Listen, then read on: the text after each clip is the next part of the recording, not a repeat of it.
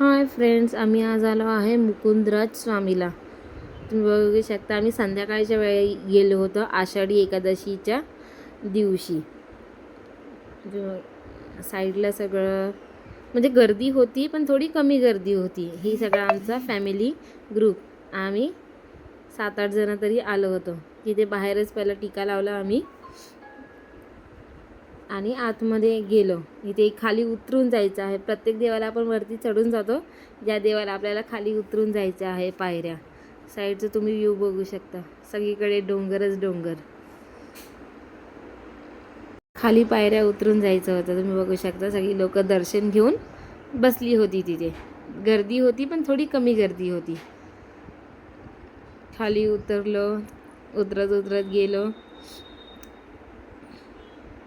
हे बघा, गर्दी बघू शकता तुम्ही, किती गर्दी होती. साईडला सगळी जाळी लावलेली आहे, कारण की खाली दरी आहे.